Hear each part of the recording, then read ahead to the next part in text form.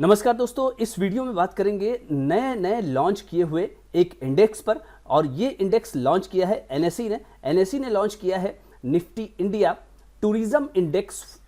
इस इंडेक्स के बारे में कंप्लीट जानकारी प्राप्त करते हैं। टोटल क्या है ये इंडेक्स और क्यों इस इंडेक्स को लॉन्च किया है एनएसई ने, और इस इंडेक्स में अगर किसी व्यक्ति को निवेश करना है तो उसे क्या बेनिफिट्स हो सकते हैं। चलिए इस वीडियो को शुरू करते हैं। फ्रेंड्स, वीडियो को मैं शुरू करूं, अगर आप चैनल पर नए हैं तो सब्सक्राइब जरूर करिए। अगर वीडियो अच्छा लगेगा तो इस वीडियो को पूरा देखने के बाद लाइक जरूर करिएगा। देखिए, ये जो इंडेक्स है, बेसिकली ये इंडेक्स जो है वो थीमेटिक है, यानी यहां पर जो रिस्क का लेवल है वो ज़्यादा रहेगा। कोई भी व्यक्ति अगर यहाँ निवेशित होगा तो थीम आधारित है। और थीम क्या है फ्रेंड्स? और ये थीम है टूरिज्म, यानी डायरेक्ट इनडायरेक्ट किसी भी तरह से कोई भी कंपनी अगर यहाँ पे टूरिज्म को सपोर्ट करते हुए नजर आती है तो उसको इस इंडेक्स का पार्ट बनाया गया है, डायरेक्ट प्लस इनडायरेक्ट। चलिए देखते हैं क्या क्या रहेगा इसके अंदर। जो इंडेक्स फ्रेंड्स बनाया गया है, स्वाभाविक सी बात है, नाम है निफ्टी इंडिया टूरिज्म इंडेक्स। तो स्वाभाविक सी बात है कि टूरिज्म इंडस्ट्री से संबंधित जो भी कंपनियां होंगी उसमें यहां पर उसके साथ जो है ये इंडेक्स बनाया गया है। तो ये इंडेक्स सेंटर्स अराउंड उसी में केंद्रित रहेगा। अब इस नए इंडेक्स की जरूरत क्यों पड़ी? बहुत सारे इंडेक्स है, जैसे कि आप देख सकते हैं कि निफ्टी, बैंक निफ्टी है, फार्मा है, मेटल है, पीएसयू है, उसमें भी प्राइवेट पीएसयू है, अलग अलग तरीके के जो है आपको इंडेक्स ऑलरेडी बाजार में उपलब्ध है। लेकिन एक नया इंडेक्स लॉन्च किया गया। तो क्यों किया गया? क्योंकि देखिए, आने वाला समय जो है वो टूरिज्म का है। और भारत सरकार क्या कर रही है? भारत सरकार जो है वो एकदम कमिटेड है और एक्टिवली काम कर रही है भारत को एक प्रीमियर डेस्टिनेशन बनाने के लिए इंटरनेशनल टूरिज्म का। अभी आप देख सकते हैं कि कोरोना के बाद देसी जो टूरिज्म है वो तो जबरदस्त तरीके से फैला हुआ है, लेकिन अभी भी क्योंकि इनस्टेबिलिटी ज़्यादा है तो इंटरनेशनल टूरिज्म अभी भी किक ऑफ नहीं हो चुका है। तो इंटरनेशनल टूरिज्म जब किक ऑफ होगा तो होगा, लेकिन उसके में भी भारत सरकार ये चाहती है कि भारत एक प्रीमियर डेस्टिनेशन बने इंटरनेशनल टूरिज्म का। यानी अगर टूरिस्ट सोचता है कि उसे भारत आना है, उसे कहीं जाना है, तो उसका जो दिमाग है वो भारत की तरफ भी हो। ये नहीं कि मतलब कि अगर उसको कहीं जाना है, अगर यूरोपियन कहीं सोचता है कि तो फिर उसके बाद उसके दिमाग में भारत है या नहीं, सवाल ये है। मतलब पोजीशनिंग भारत की इस तरह से करनी है कि भारत जो है वो प्रीमियर डेस्टिनेशन साबित हो जाए। अब ये इंडेक्स बना कैसे है इसके बारे में जानिए। ये इंडेक्स बना है टोटल 30 कंपनियों के स्टॉक से। और फर्स्ट फेज में जबकि ये लॉन्च हो चुका है, इसमें टोटल जो है 17 स्टॉक्स हैं, बाकी 13 स्टॉक्स जो है वो बाद में इसमें शामिल किए जाएंगे। फिलहाल 17 स्टॉक से इसे बनाया गया है। और इसका जो बेस वैल्यू है वो 1000 है। जैसे आप आजकल देख रहे हैं निफ्टी जो है वो 23,000 के ऊपर चल रहा है, तो निफ्टी भी इसी तरह से 1000 से या 100 से जब जो भी वो स्टार्ट हुआ होगा, तो इसी तरह से यहाँ पर ये शुरू होगा 1000 पॉइंट से। मतलब इंडेक्स का जो वेट है जिसमें कंपनियां शामिल होगी, उनके वेट को यहाँ जो बनाया गया है 1000 बेस से बनाया गया है। अब इसके ऊपर नीचे कंपनियों का जो प्राइस है ना, तो प्राइस जैसे भी ऊपर नीचे होगा उसी आधार पे जो इंडेक्स है वो ऊपर नीचे होगा। अब इसमें देखिए फ्रेंड्स, कैसे कैसे कंपनियां यहाँ पे शामिल की गई हैं। Consumer services sector, consumer services sector की 66.98% कंपनियां हैं। कंज्यूमर सर्विसेज सेक्टर में जैसे कि आपका हो गया ये होटल्स वगैरह जो शामिल हो जाते हैं वो इसमें आ जाएगी। उसके बाद बात करिए तो सर्विस सेक्टर, यानी 29.73% कंपनियों का वेटेज इसमें सर्विस सेक्टर का होगा। जो आपको बैंकिंग, फाइनेंशियल वो तो इसमें नहीं होगा, लेकिन जो ट्रैवल वगैरह से जुड़े रहेंगे और शिपिंग वगैरह से जुड़े रहेंगे उनसे यहाँ पर उन कंपनियों को यहाँ पे 29.73% लिया गया है। उसके अलावा कंज्यूमर ड्यूरेबल्स जो कंपनियां हैं वो 3.29% रहेंगे। देखिए ये हो जाएगा इनडायरेक्ट, जैसे होटल्स है वहाँ पे सारी चीज़ें जो है वो यूज़ होंगी कंज्यूमर ड्यूरेबल्स प्रोडक्ट्स के, तो ये इनडायरेक्टली बेनिफिट हो जाएंगे, इसलिए यहाँ पे इनका वेट कम रखा गया, कम कंपनियां यहाँ पे शामिल होंगी। तो कुल मिलाकर के होटल्स प्लस और जो रिलेटेड कंपनियां हैं जैसे रेस्टोरेंट वगैरह की कंपनियां हैं, तो इसको यहाँ पे 66.98% का यहाँ वेटेज रखा गया है। अब जैसे कंपनियों की बात करें यहाँ पर आप देखिए, आपको समझ आ जाएगा। इंटरग्लोब एविएशन, इंटरग्लोब एविएशन आप जानते होंगे। इंडिगो, तो इंडिगो क्या है? इंडिगो एक एयरलाइंस है जो कि बहुत समय से घाटे में रही है लेकिन अब प्रॉफिट में आ गई है। इंडिगो एक लो कॉस्ट बजटेड जो है वो एयरलाइंस है, यानी कि इसका जो किराया होता है वो सभी कंपनियों से कम होता है और उसी पिच पर ये कंपनी काम करती है। लार्जेस्ट कंपनी है, लार्जेस्ट एविएशन कंपनी है भारत की। IHCL आप जानते होंगे, टाटा ग्रुप की कंपनी है, Indian hotel company limited.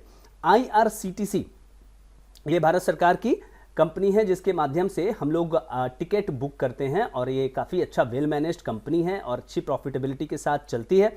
GMR airport जो कि एयरपोर्ट मैनेज करती है। जुबिलेंट फूड वर्क्स जो कि फ्रेंचाइज देती है बड़ी बड़ी कंपनियों के रिटेल स्टोर्स जो कि रेस्टोरेंट चलाते हैं। इसके अतिरिक्त आप देखिए EIH लिमिटेड, इसके अतिरिक्त EIH लिमिटेड जो कि ओबराय ग्रुप का ये कंपनी है। लेमन ट्री ये भी होटल है। सफायर फूड्स ये भी आपको रेस्टोरेंट के जो फ्रेंचाइज है वो बांटते हैं। उसी तरह से देवयानी भी वही काम करती है। वेस्ट लाइफ फूड वर्क्स भी वही काम करती है। तो ये लोग जो है क्या है, फ्रेंचाइज जो है बड़े बड़े ब्रांड्स के, जैसे मैकडी है या पिज़्ज़ा वगैरह हो गया, डोमिनोज वगैरह हो गया, उसके जो है ये फ्रेंचाइज देते हैं। देखिए पूरा का पूरा आपको यहाँ सीन समझना चाहिए और वो जो सीन है जब आप मैक्रो सीन समझेंगे, मैक्रो एनवायरनमेंट समझेंगे, उसके बाद जो है आपको क्लियर होगा कि इंडिया का जो ट्रैवल एंड टूरिज्म इंडस्ट्री है वो बहुत बड़ी है और ग्लोबली बड़ी है। यहाँ रीजनल लेवल पर नहीं, ग्लोबली बड़ी है और इसकी जो वैल्यू आकी गई है वो 199.6 बिलियन US$ नापी गई है, यानी बाजार बहुत बड़ा हो चुका है। और हाल के दिनों में ऐसी जो है ऐसा देखा गया डेटा में कि इसमें सब्सटेंशियल सर्ज आया है। तो सब्सटेंशियल सर्ज, जैसा कि मैंने कहा, इंटरनेशनल टूरिज्म में अभी आना शुरू भी नहीं हुआ है। अभी आप देख सकते हैं कि यूरोप पूरा डिस्टर्ब है, रसिया और यूक्रेन के कारण जो है वहाँ पर प्रॉब्लम है। लेकिन अगर रसिया यूक्रेन का जो समाधान है वो अगर हो जाता है तो उसके बाद आप देखेंगे कि स्टेबिलिटी आएगी और लोग यहाँ आना और ज़्यादा शुरू करेंगे। तो आप समझ सकते हैं कि जो सर्ज यहाँ पे आप दिख रहा है, आपको दिख रहा है हाल के दिनों में रिसेंट सब्सटेंशियल सर्ज, वो बाद में और ज़्यादा बढ़ेगा। जैसा कि मैंने अभी कहा कि वो और ज़्यादा बढ़ेगा, उसी को यहाँ पर पॉइंट आउट किया गया है कि इट इज़ एंटिसिपेटेड कि इसमें आने वाले वर्षों में और ज़्यादा वृद्धि होगी। अपवर्ड ट्रेंड यहाँ पे होता जाएगा, यानी बिजनेस जो है वो टूरिज्म सेक्टर में कम होने वाला नहीं है, ये बढ़ने वाला है। और जैसा कि अगर गवर्नमेंट ऑफ इंडिया यहाँ पर सीरियस है कि किसी भी सेक्टर को हमें बढ़ाना है, और आप देख सकते हैं कि हमारे प्रधानमंत्री नरेंद्र मोदी जब भी कहीं जाते हैं तो उस चीज़ को प्रमोट बहुत करते हैं, वो उस जगह को प्रमोट करते हैं, उसी प्रोडक्ट को प्रमोट करते हैं और ग्लोबल उस चीज़ की पहचान हो जाती है। क्योंकि कहीं भी जाते हैं तो अपने देश का कोई ना कोई सामान लेकर के जाते हैं। और कोई भी मीटिंग होती है, जैसे आपने देखा होगा कि G20 की मीटिंग हुई, केवल दिल्ली में नहीं हुई, वो देश के कई शहरों में हुई। तो उससे देश के अलग अलग शहर जो है पूरी दुनिया में ग्लोबली एक नक्शे में आ जाते हैं। अब इससे होगा क्या? अगर आपने इंडेक्स बना दिया, बात करते हैं इंडेक्स बन गया, इससे जो है क्या होगा, कैपिटल इन्वेस्टमेंट होगा। इंडेक्स एक आपको गाइडिंग फैक्टर प्रोवाइड करता है और भारत सरकार क्योंकि कह रही है कि हाँ ये सेक्टर बढ़ना चाहिए। कैपिटल इन्वेस्टमेंट दो तरीके से होता है फ्रेंड्स, एक तो होता है FDI और एक होता है FPI।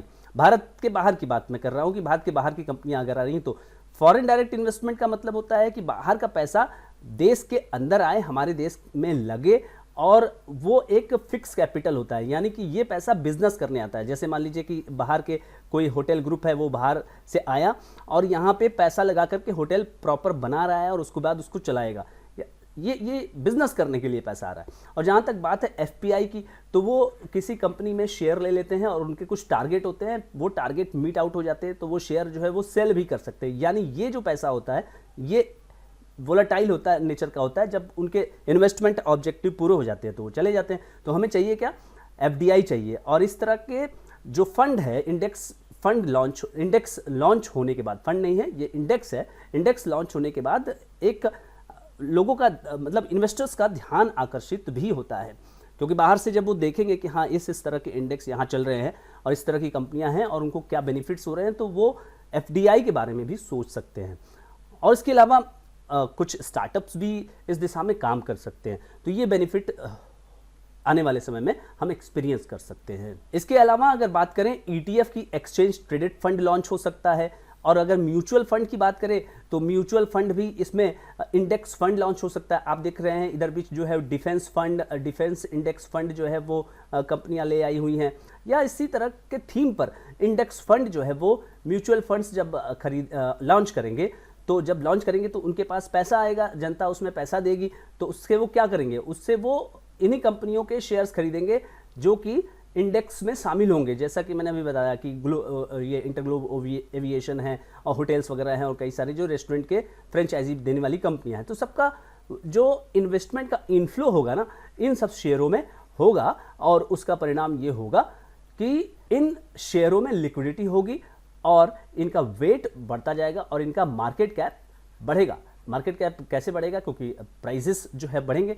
हाँ, वो बात सही है, इन कंपनियों को अपने जो रेवेन्यू है और उसमें नेट प्रॉफिट है उसमें बराबर काम तो करना ही होगा, केवल इन्वेस्टमेंट के इनफ्लो से ही काम नहीं होगा। तो दोस्तों, आपने इस वीडियो में जाना कि निफ्टी इंडिया टूरिज्म इंडेक्स ये NSE ने लॉन्च किया, और क्यों लॉन्च किया इस बारे में इस वीडियो में मैंने कंप्लीट आपको एक्सप्लेन किया। अब सवाल ये उठता है कि हम क्या करें, अगर ये इंडेक्स लॉन्च हुआ, क्या इसमें निवेश करना चाहिए? तो फ्रेंड्स, बेसिकली क्या होता है, जो लोग रिस्क एवर्स होते हैं, जो रिस्क उठाना पसंद नहीं करते, वो इंडेक्स में इन्वेस्ट करते हैं। जैसे अगर आपको कोई भी आइडिया नहीं है शेयर बाजार का, तो आप क्या करते हैं, आप क्या करेंगे, निफ्टी का इंडेक्स ले लेंगे। निफ्टी का इंडेक्स ले लेंगे तो आपको निफ्टी जितना बढ़ेगा उतना ही रिटर्न आपको मिलेगा। तो पहली बात, ये उन लोगों के लिए निवेश करने का अच्छा माध्यम होता है जो कि रिस्क लेना कम पसंद करते हैं। लेकिन यहाँ कहानी में थोड़ा ट्विस्ट ये है कि ये जो फंड है वो पूरे के पूरे इंडस्ट्री को रिप्रेजेंट नहीं करता, पूरे के पूरे इकोनॉमी को रिप्रेजेंट नहीं करेगा, ये एक पर्टिकुलर थीम को, और वो भी सेक्टर प्लस उसके बाद एक थीम है टूरिज्म को ये करेगा। तो यहाँ पर रिस्क जो है वो काफ़ी ज़्यादा रहता है। थीम वाले इंडेक्स में या थीम वाले फंड में, म्यूचुअल फंड की अगर बात करें तो दोनों में ही रिस्क काफ़ी ज़्यादा रहता है, यानी कि हाईली जो है रिस्की ये इंडेक्स होने वाला होगा। अब इससे आप आइडिया लगा सकते हैं कि अगर टूरिज्म बढ़ेगा तो उसमें जो कंपनियां शामिल हैं उसमें अच्छी कंपनियों को आप आइडेंटिफाई कर लेंगे। देखिए, हम लोग कोई भी शेयर जो है जब लेते हैं तो वो किस इंडेक्स का पार्ट है उसको हम लोग देखते हैं, और उसके बाद क्या करते हैं कि देखते हैं कि उसकी क्वालिटी क्या है, कंपनी की क्वालिटी क्या है, पूरा जो है मैक्रो फैक्टर एनालिसिस करने के बाद। तो अगर आप इंडिविजुअल भी स्टॉक्स को टारगेट करना चाहते हैं तो इंडेक्स के आधार पे उसकी क्वालिटी को जज करके तो आप कर सकते हैं, क्योंकि देखिए कुछ क्वालिटी पैरामीटर होते हैं, उसके बाद ही कोई शेयर किसी इंडेक्स में शामिल होता है। बाकी अपना क्वालिटी चेक आपको करना, ये नहीं कि वो NSE के इंडेक्स में है तो अच्छा ही होगा, क्योंकि इंडेक्स में आना जाना वो लगा रहता है। तो फ्रेंड्स, आई होप कि ये वीडियो जिसमें कि निफ्टी के टूरिज्म इंडेक्स पर मैंने जो आपको, तो friends NSE tourism index fund पर ये जो चर्चा थी, मुझे लगता है कि आपका जो भी कॉन्सेप्ट है या जो भी डाउट है वो क्लियर करने में सफल रही होगी। अगर और भी कोई डाउट है तो आप जरूर लिखिए इस वीडियो में। अगर वो डाउट क्लियर नहीं हो पाया तो मैं उसके आधार पर दूसरा भी वीडियो बनाने की कोशिश करूंगा। ये वीडियो अच्छा लगा तो लाइक करिए, शेयर करिए, सब्सक्राइब करना बिल्कुल ना भूलिए। Thank you so much friends.